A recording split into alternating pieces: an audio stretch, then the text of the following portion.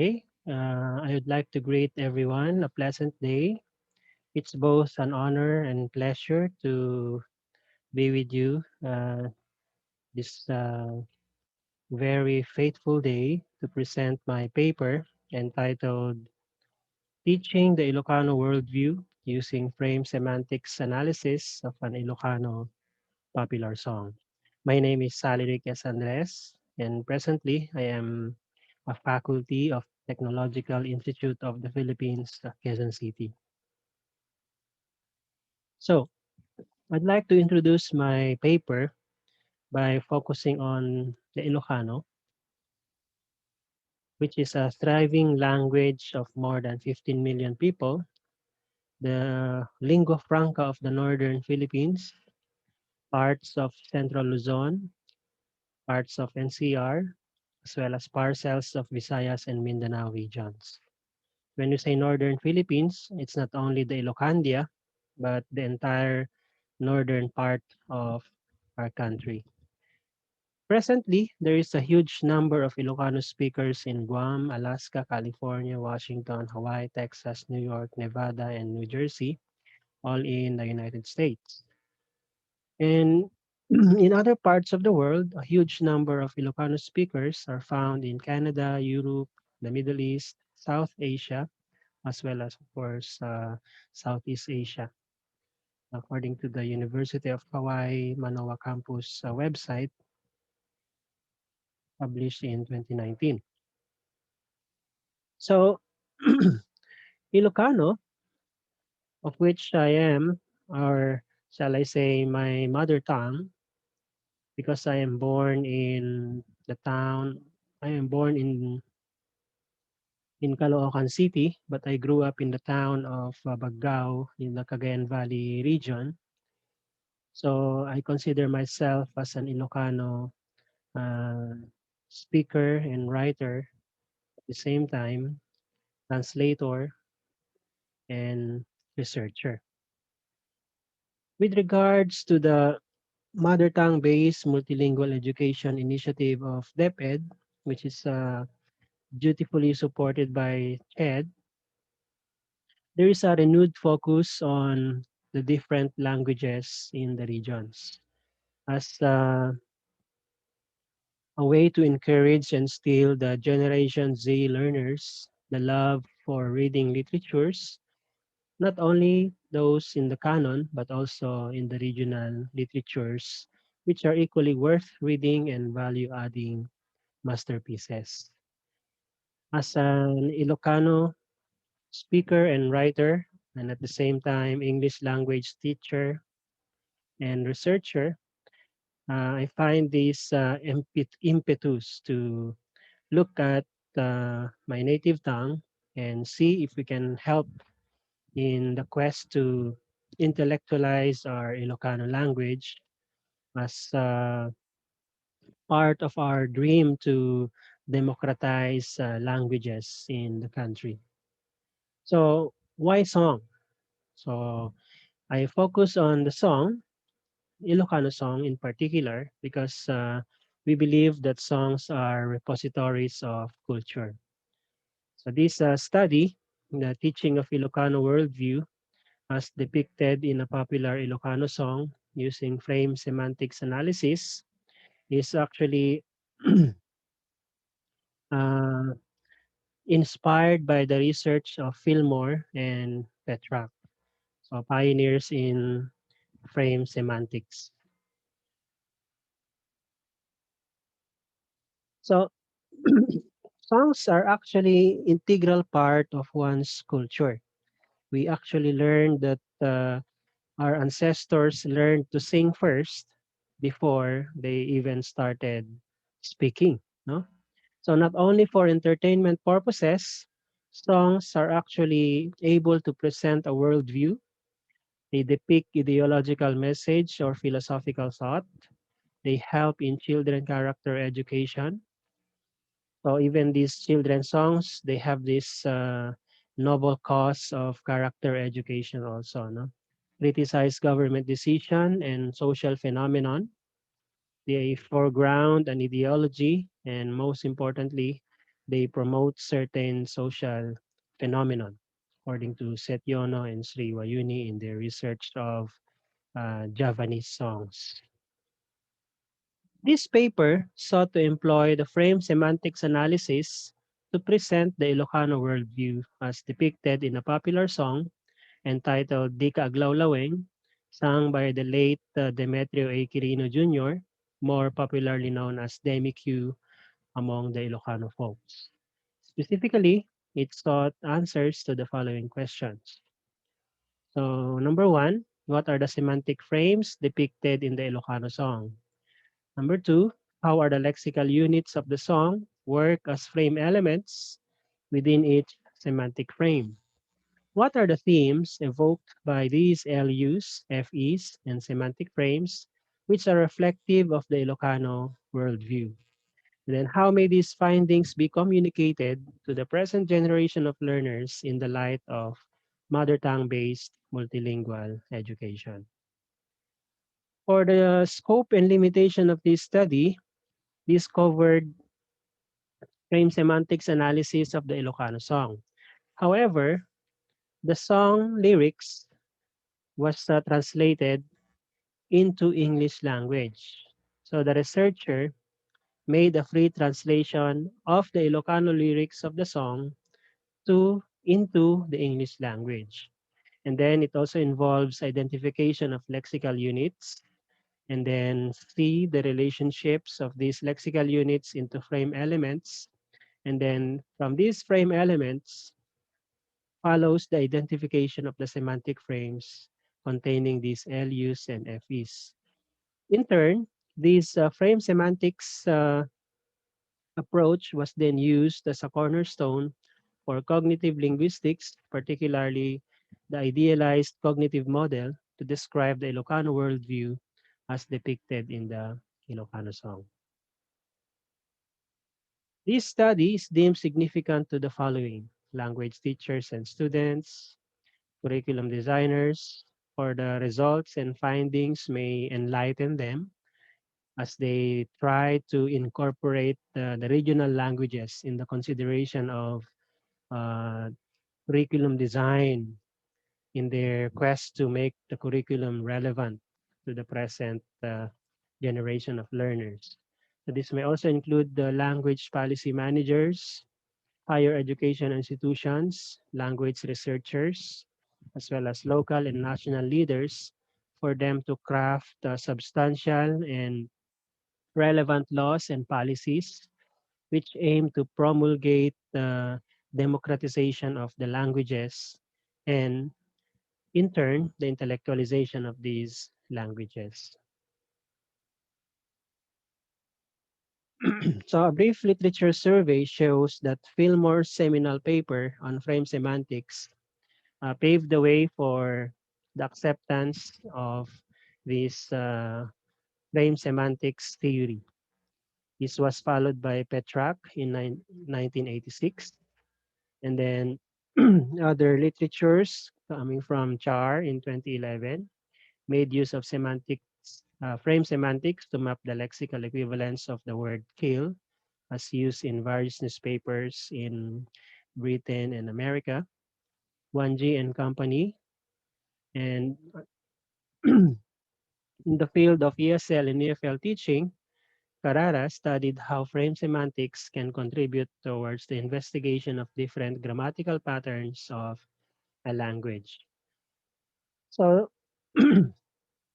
in researches conducted on similar songs, there is this study by York utilized language in the utilized frame semantics analysis of and explored how language is used in the context of gender equity music initiatives. No, Bovan as well involved frame semantics in his study about the history of Serbo-Croatian oral lyric of Christian prayers. Heriwati took interest in Javanese songs because songs contain metaphors in almost all major languages, including Ilocano, English, and Tagalog languages. Since these are vehicles of cultural and ideological transmissions. So, briefly, what is frame semantics? No, uh, traditionally ascribed to Charles Fillmore, this is a development of his case grammar approach, which is based on the idea that concepts cannot be treated in isolation but are embedded in a larger body of knowledge. So therefore, there is this conceptual structures, which he called semantic frames, that provide backgrounds of beliefs and experiences that are necessary to interpret the lexical meaning of the word in question. Meaning to say, a concept is connected to another concept, and all of these are interrelated within a specific frame or conceptual structure. So each word is assumed to evoke a particular frame. So what is frame? For Fillmore, frame is a structured representation of concept, meaning to say there is this interrelationship among terms, among concepts, among words in the view of causal, temporal, and intentional relationships. No? So these can be attributes and values as well as default values of these concepts. So a frame can also be referred to as a script, a scenario. In other theories, it is called the scene or cultural model. Other theories like Lakoff said it's a cognitive model, or other theories call it the idealized cognitive model, domain, schema, or experiential gestalt among the neuro-linguistics, no, neuropsychologists. No? So, frame semantics posits that word meanings are defined relative to frames. So this is in contrast with truth conditional semantics, no? That alternative or traditional notion that meaning is defined by necessary and sufficient conditions um, provides this alternative way of analyzing and constructing meaning using this approach.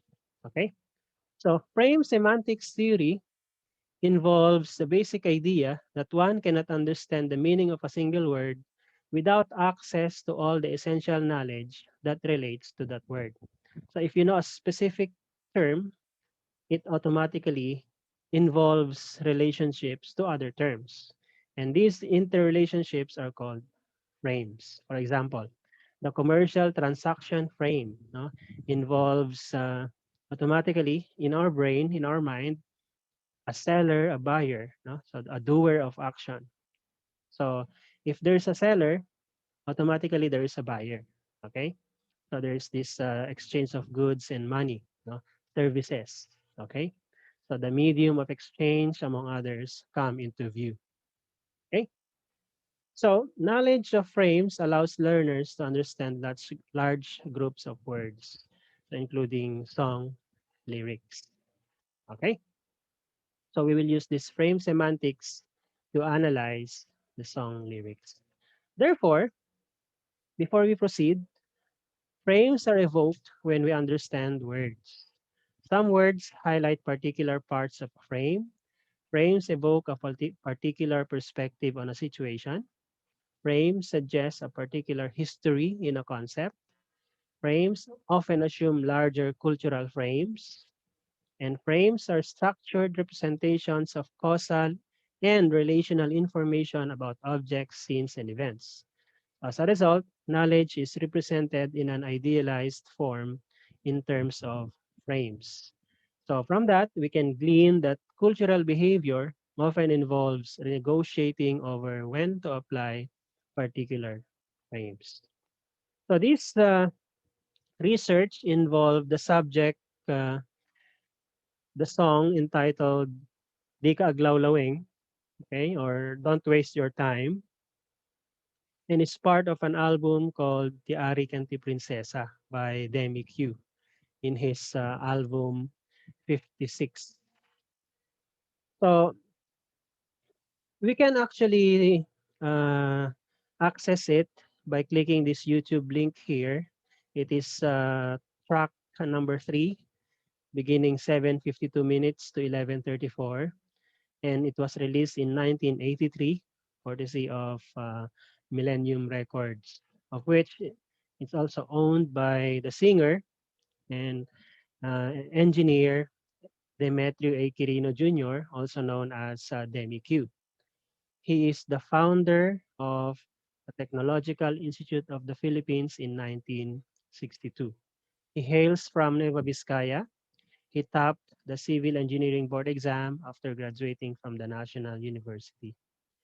In an article by Contillo in 1999, he ascribed the Demi-Q as the king of Ilocano songs and the Jose Marichan of Ilocandia due to their similarity in tone, approach, and demeanor.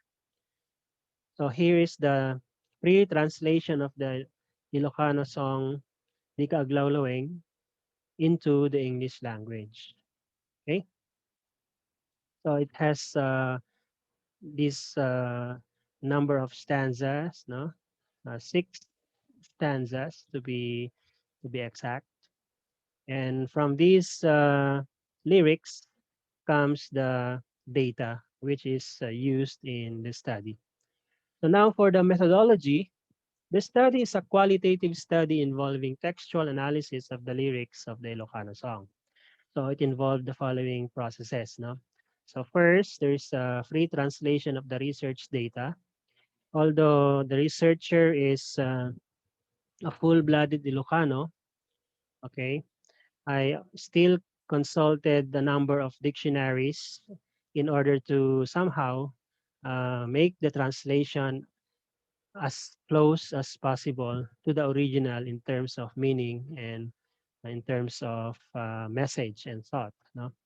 So from the after the translation, there is this lifting of lexical units which comprise the frame elements to make up the semantic frame. And then from these frames, I applied the scene encoding hypothesis using the idealized cognitive method on the verb construction of the semantic frames as a way to disclose the Ilocano worldview.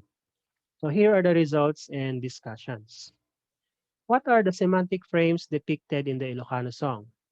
So from these LUs, FEs, and semantic frames, we have enumerated the following. We have the so-called advice frame, investment frame, the reward frame, the prohibition frame, persevering frame, and patience frame. So these passages actually contain those lexical units. And to show a more detailed illustration, these lexical units contain verbs, okay, the doer of the actions, as well as the object of these actions, comprising the advice frame as a comprising the semantic frames. No? So for example, in the advice frame, we can see that there is this advice in the form of a verb, no? Prioritize. And who is the advisee? So we can see that there is this son or daughter, okay? And who are those giving the advice, no? Obviously, these are the parents or the old folks. So what piece of advice is being given? So here we can see prioritize the studies. Yeah. Okay, the first line of the first stanza of the song involve unain ti adal. Yan. Prioritize your studies. Okay, study first. Yan. Okay, so investment frame, reward frame, prohibition frame, persevering frame, patience frame have these lexical units. Okay, which in turn pave the way for the creation of these frame elements. No, that comprise the semantic frame. And then, what are the themes evoked by these combinations of linguistic or lexical units, frame elements in the semantic frame? So these frames reflect the Ilocano worldview as the as follows. No,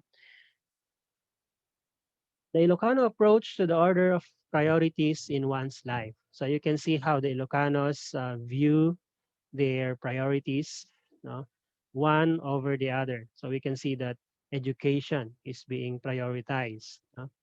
The sanctity or sacredness of education being the greatest inheritance parents can bestow to their children. No? So not even land, no, not even properties, not even uh, fauna and flora, so to speak. No, they can actually sell, no, these assets, no, the land, in order to finance their matriculation, no, if the need arises.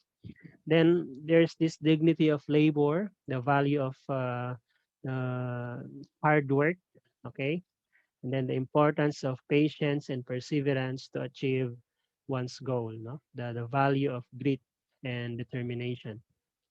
Okay, so the fourth question, how may these findings be communicated to the present generation of learners in the light of mother tongue based multilingual education?